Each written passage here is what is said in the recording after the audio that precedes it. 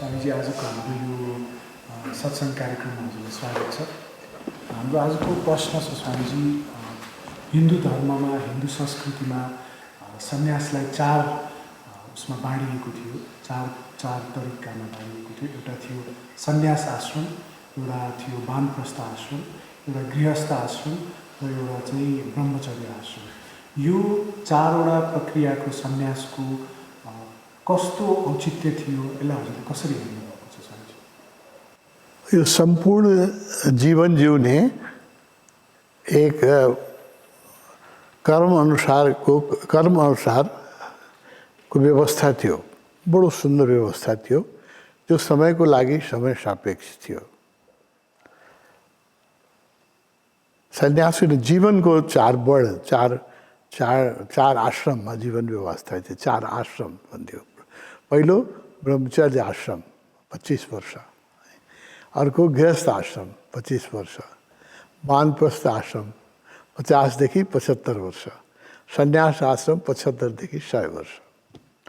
यसरी चार आश्रम, चार जीवनका चार खण्ड थियो। कस्तो राम्रो वैज्ञानिक, बडो वैज्ञानिक थियो त्यो बेलाको लागि।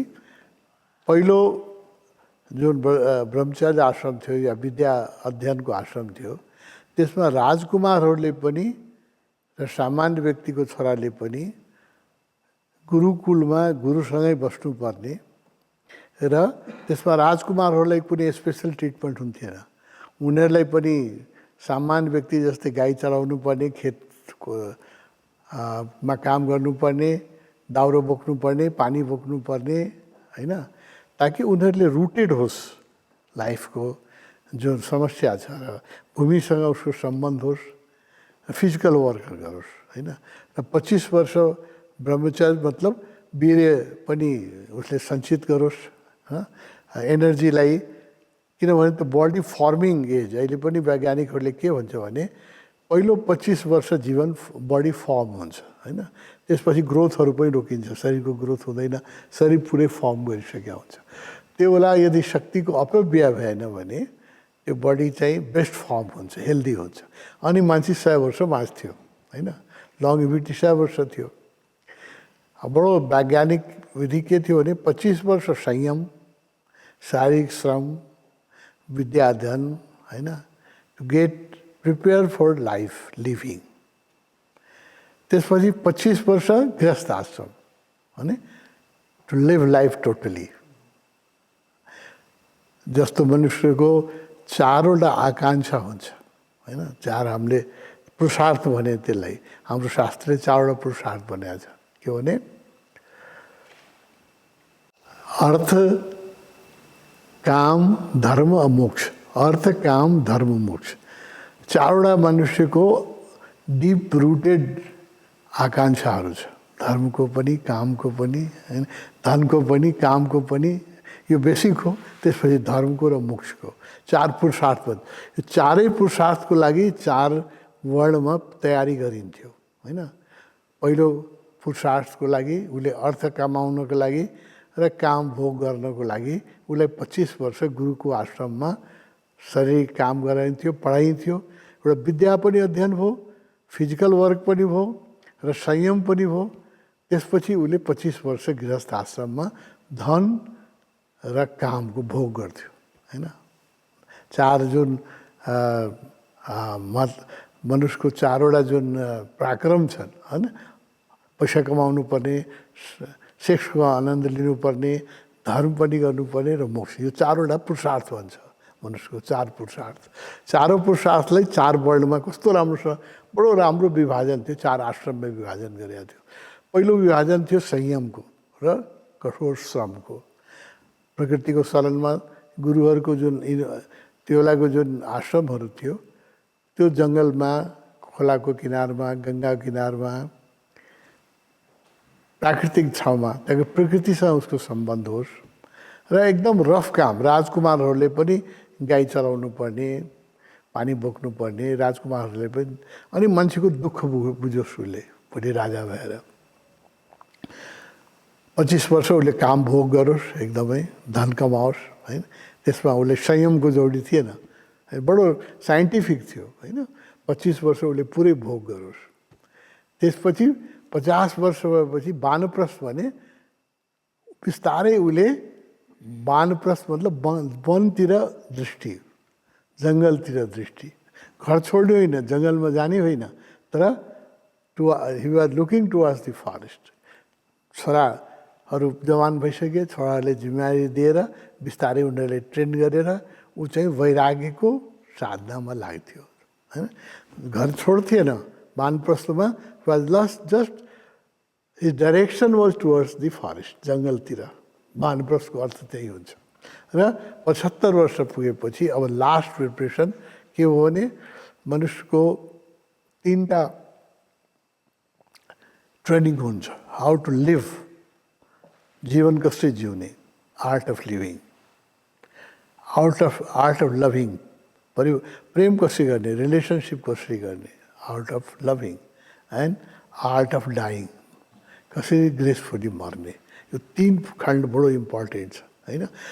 बडो साइन्टिफिक हामीहरूको व्यवस्था थियो। यो 3नै खण्डको तयारी गरिन्थ्यो। पहिलो खण्डमा हाउ टु लिभको लागि उसलाई एउटा स्किल सिकाइन्थ्यो, विद्या अध्ययन गराइन्थ्यो, शारीरिक श्रम गराइन्थ्यो। जो क्षत्रिय थियो उनीहरूलाई शस्त्र विद्या सिकाइन्थ्यो।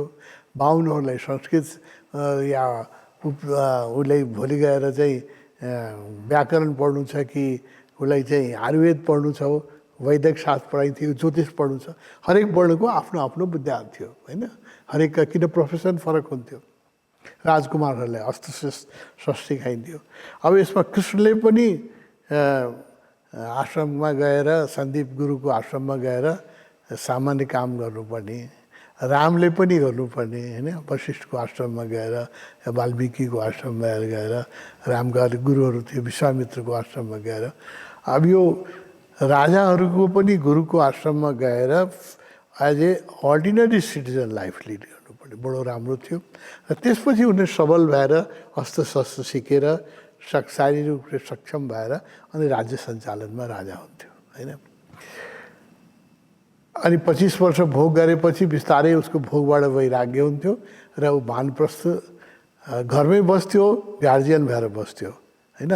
तर जिम्मेवारी बिस्तारै छोराले छोड्दै जान्थ्यो र 75 वर्षको उमेरमा पुरै सन्यासी लिन्थ्यो घर छोडेर।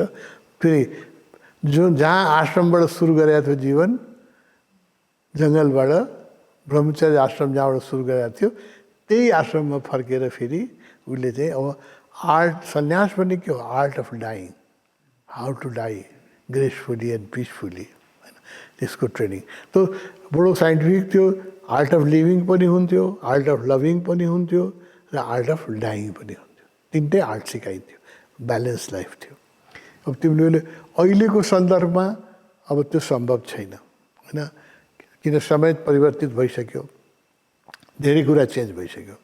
एक त त्यो बेला खानपान शुद्ध थिए, मान्छेहरू प्रकृतिको सानिध्य बस्थे, नेचुरल थियो, त्यस कारण लङ्गेभिटी बढी थियो।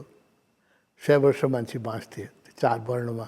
अब 75 वर्षमा सन्यास राख्यो भने अहिले त 75 वर्ष मान्छे बाँच्दैन होइन। बढी भएन, बढी बाँच्यो भने 75 वर्ष बाँच्छ। त्यसो भए त सन्यास त कहिले हुने भएन होइन।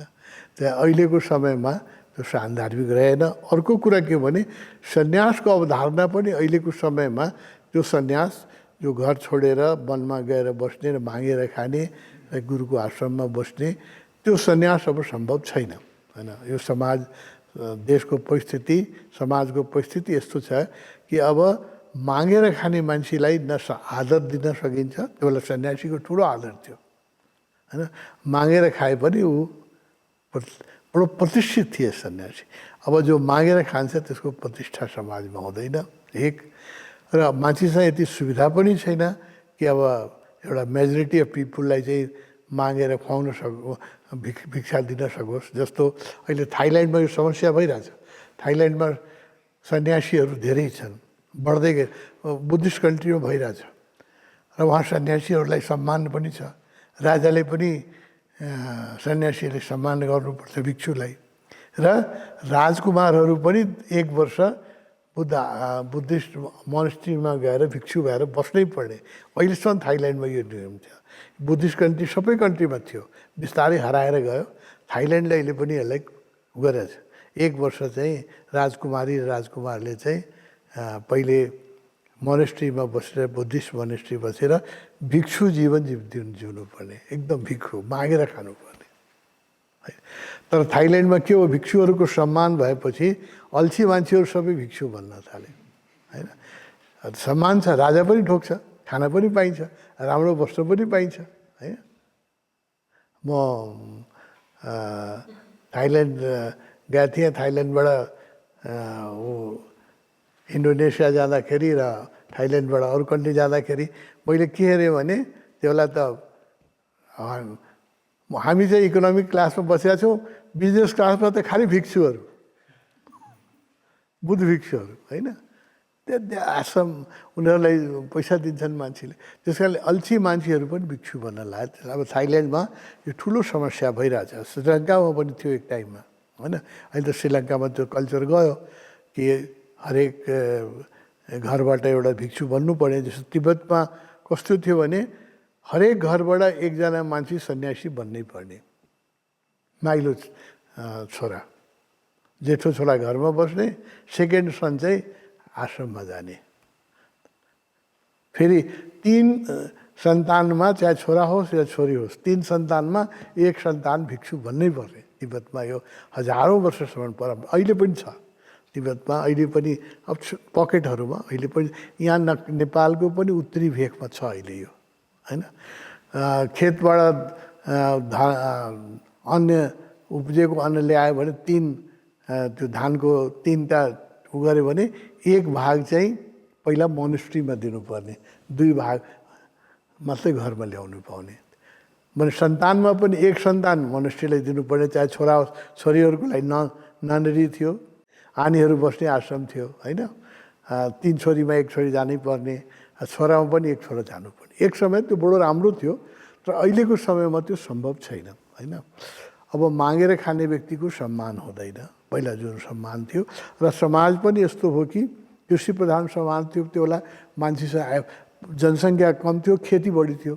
यति अन्न हुन्थ्यो कि 2-4-10 जनालाई खुवाउनलाई केही प्रब्लम थिएन, होइन। र सन्यासीहरूको आवश्यकता पनि के थियो भने खाना भए पुग्ने, 3टा चिवर, 3टा वस्त्र भए पुग्ने। समय बदलिसक्यो। अब अहिले सन्यासीहरूलाई पनि मोबाइल फोन चाहिन्छ। केही नभएको सन्यासीहरूलाई मैले देखाएको छु उत्तराखण्डमा या पशुपतिमा पनि नागा जो साधुहरू आउँछन्, नाङ्गै हुन्छन् तर मोबाइल फोन चलाइरहेको हुन्छ। अब मोबाइल फोन तिमीलाई कसले दानमा दिन्छ? इन्टरनेट। उत्तराखण्डमा म जान्छु, तर धेरै साथीहरू पनि छन्, सन्यासीहरू छन्, सबैसँग लेटेस्ट कम्प्युटर हुन्छ। किन आजको आवश्यकता भइसक्यो, जो यसलाई म लग्जरी भन्दिनँ, it is a necessity. Mobile phone चाहिन्छ, सन्यासीलाई पनि छ देश दुनियाँको सँग कन्ट्याक्ट हुनलाई। अब तिमीलाई मोबाइल फोन त भिक्षामा कोही दिँदैन, कम्प्युटर त दिँदैन। त्यस कारणले अब त्यो कन्सेप्ट चाहिँ अब चल्न सक्दैन, होइन। त्यस कारणले मैले देखेकोमा अब हामीले वर्णाश्रमलाई रिभाइज गर्नुपर्छ। वर्णाश्रम चाहिन्छ, तर वर्णाश्रम चाहिन्छ। त्यो बडो साइन्टिफिक थियो, किनभने अब 4 जुन आश्रम थियो, अब त्यसलाई हामीले समयअनुसार रिभाइज गर्नुपर्छ। पहिला के थियो भने 25 वर्षसम्म ब्रह्मचर्य सम्भव थियो। यसको एउटा कारण के थियो भने आश्रमहरू सबै नेचुरल, नदीको किनारमा, जङ्गलमा, हिमालमा, प्राकृतिक ठाउँमा हुन्थ्यो। जब तिमी प्राकृतिक ठाउँमा बस्छ र तिमी प्राकृतिक भोजन गर्छ र प्राकृतिक वातावरणमा उत्तेजक वातावरण छैन भने ब्रह्मचर्य सजिलो हुन्छ, होइन। आज अब बच्चादेखि नै मान्छेहरू चाहिँ थरीथरीका खाना खान्छन्, artificial pizza, momo, Coca Cola, चिया, कफी, होइन। बच्चादेखि सुरु हुन्छ। अब त्यो प्याकेट फुड खाएर कफी पिएर हाम्रा बच्चादेखि नै मान्छे बियर सियर पनि चल्न थाल्यो अब त फ्यामिलीमा कलेज स्कुलमा जाँदाखेरि। अब यो भोजनबाट ब्रह्मचर्य सम्भव छैन 25 वर्षसम्म। सेक्सुअल म्याच्योरिटी 14 वर्षमा 15 वर्ष पहिला जुन थियो लाइफ जब नेचुरल थियो सेक्सुअल म्याच्योरिटीको एज माथि थियो 17-18 वर्षमा मान्छे सेक्सुअली म्याच्योर्ड हुन्थ्यो। जब लाइफ जति जति आर्टिफिसियल हुँदै गए भोजन उत्तेजक हुँदै गयो फिल्म उत्तेजक हुँदै गयो खास गरेर इन्टरनेटले त कमाल गर्यो। इन्टरनेटले गर्दाखेरि बच्चाहरू पनि सबै पोर्नोग्राफी हेर्छन् रोमान्टिक फिल्म हेर्छन् समाजमा त्यस्तै छ। त्यसले गर्दाखेरि सेक्सुअल म्याच्योरिटीको एज तल आउन थाल्यो। 10 वर्षको नानीहरू पनि गर्भवती हुन थाल्यो 12 वर्षमा मेन्सुरेसन हुन थाल्यो पहिला 16-15 वर्षमा जुन हुन्थ्यो। र मेलमा पनि चाहिँ सेक्सुअल म्याच्योरिटी जुन 14-15 वर्षमा हुन्थ्यो अब तल झर्न थाल्यो। त्यस कारणले अब 25 वर्षसम्म ब्रह्मचर्य सम्भव छैन आवश्यक पनि छैन पसिबल पनि छैन। मलाई के लाग्छ भने 20 वर्ष हुनुपर्छ आर्ट अफ लिभिङको लागि ट्रेनिङ हैन स्टडीलाई हामीले राम्रोसँग गऱ्यो भने अब कम्प्युटरको युग आइसक्यो। हामीले त गणितमा धेरै कुरा सिक्नु पर्थ्यो जियोग्राफीमा धेरै कुरा सिक्नु पर्थ्यो। अहिले त सारा काम तिम्रो मोबाइल फोनले गरिदिन्छ हैन। रुट निकाल्नु पऱ्यो भने पहिले हामीले म्याथमेटिक्समा रुट निकाल्नु ठुलो रुट निकाल्नु पऱ्यो भने पसिना आउँथ्यो हैन।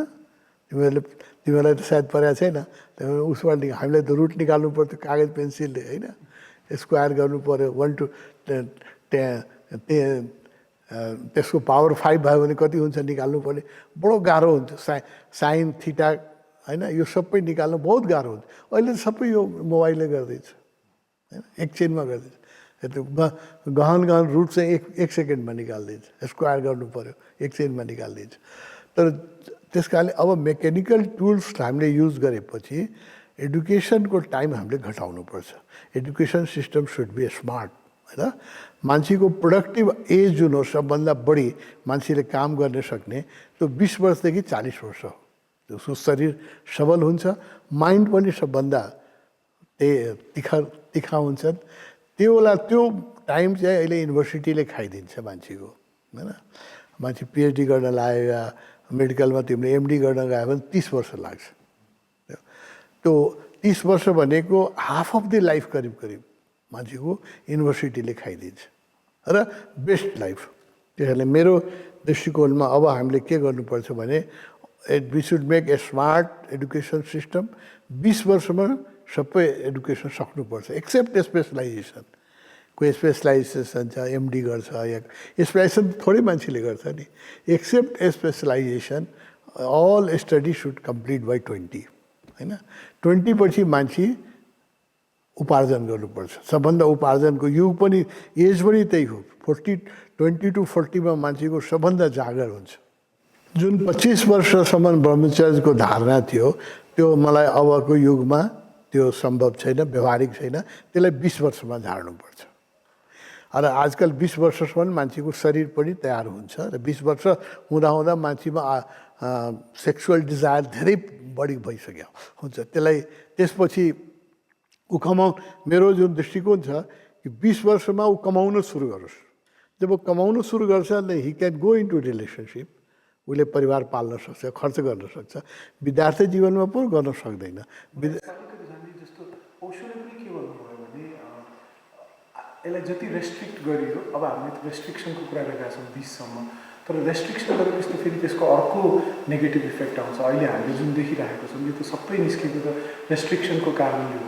त्यही भएर 1 देखि 20 वर्षको यो एजलाई हजुरले जुन हामीले अहिले सेक्सलाई रेस्ट्रिक्ट गर्नुपर्छ भन्नुभयो त्यसलाई हजुरले हेल्दी तरिकाले कसरी गर्दछ? रेस्ट्रिक्ट म भनिराखेको छैन। रेस्ट्रिक्सनको त हामी विरोधी हौँ। डिसिप्लिन गर्नुपर्छ हैन। त्यो शरीर बनिराखेको छ। जुन बेला शरीर बन्छ सबै एनर्जी शरीरलाई चाहिन्छ हैन। र त्यो बेला चाहिँ मान्छेको हाड त्यसको मांस त्यसको शरीरको हाइट सबै निर्माणको काल हो हैन। त्यो निर्माणको कालको लागि बेलामा सबै एनर्जी चाहिँ शरीरको निर्माणमा दिनुपर्छ। त्यसैले त्यसलाई हामी सप्रेसन नभनौँ, म भन्छु डिसिप्लिन, होइन। There should be three needs छ। आर्ट अफ लिभिङ पनि सिक्नु पऱ्यो, पहिले भोलि गएर पैसा कमाउनु छ, पैसा कमाउनुलाई बडी पनि बलियो हुनु पऱ्यो, अध्ययन पनि राम्रोसँग गर्नु पऱ्यो। त्यही बेला सेक्सुअल एडभेन्चर सुरु गरिदियो भने उसको स्टडी पनि राम्रो हुँदैन, बडी पनि राम्रो हुँदैन र उसको डिस्ट्र्याक्सन हुन्छ। त्यस कारणले फर्स्ट फ्यु इयर्स उसलाई डिसिप्लिन सिकाउनुपर्छ र त्यो डिसिप्लिन सम्भव छ। त्यसको लागि दि होल स्ट्रक्चर त्यस्तो गर्नुपर्छ। फुड, होइन, फुडले यदि तिम्रो सात्विक छ, या तिमी धेरै उत्तेजक फुड खाँदैन, सात्विक फुड खान्छ, राजसिक फुड खाएपछि मान्छेमा चाहिँ तामसिक फुड र राजसिक फुड खायो भने सेक्सुअल एक्साइटमेन्ट बढ्छ। सात्विक फुड खायो भने एउटा सामान्य, मैले आफ्नै विद्यार्थी जीवनमा मैले प्रयोग गरेका थिएँ। गान्धीजीकोहरूको पढेर, विवेकानन्दजीलाई पढेर, अरू योगहरूलाई पढेर, नुन एउटा छोडिदियो भने मान्छे ब्रह्मचारी हुन्छ। Salt create so much excitement. तिमीले सल्ट छोडेर हेर, सेक्स हराउँछ।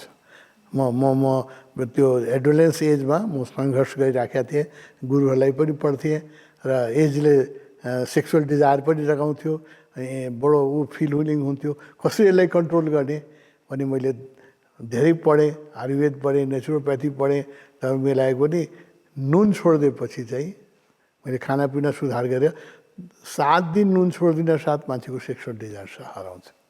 त्यस कारण हामी कहाँ एकादशीको दिन नुन नखानु, व्रत गर्नु, आइतबारको दिन नुन नखानु, सल्टको मात्रा जति बढी भयो, सुगरको मात्रा जति बढी भयो त्यति एक्साइटमेन्ट हुन्छ, होइन। सिम्पल चिज हो। त्यस कारणले खानपिनमा यदि डिसिप्लिन गरियो र प्राकृतिक वातावरणमा, अब कोही मान्छे भिड सहरमा बस्छ, बम्बेमा दिल्लीमा बस्छ भने त्यो वातावरणले नै उसलाई उत्तेजक बनाइदिन्छ। र तपोवनमा आएर कोही बस्छ भने यहाँको जङ्गलले, यहाँको नेचरले ग्रेट रोल। त्यो खोलालाई हेरेर बस्छ, तेरो मन त्यसै शान्त हुन्छ, केही गर्नै पर्दैन, होइन। Nature plays a great role. गुरुकुलहरू नेचुरल प्लेसमा थियो, अहिले युनिभर्सिटीहरू या विद्याको जुन सेन्टरहरू छ नेचुरल प्लेसमा बनाउनुपर्छ, उत्तेजक सहरहरूमा बनाउनु हुँदैन। र त्यो सम्भव छ। 20 इयर्स यदि हामीले डिसिप्लिन सिकाएँ, lot of physical work. Sexual किन बढी आजकल भइरहेछ भने बच्चाहरू खेल्दैनन्, न फुटबल खेल्छन्, होइन, न कबड्डी खेल्छन्, न दौड्छन्, दिनभरि मोबाइल फोनमा चाहिँ गेम हेर्छन्, होइन, मोबाइलमा या कम्प्युटरमा खेल हेर्छ, होइन, आफै खेल्दैन, अरूले खेलेको हेर्छ। एनर्जी त उसको खर्च भएन।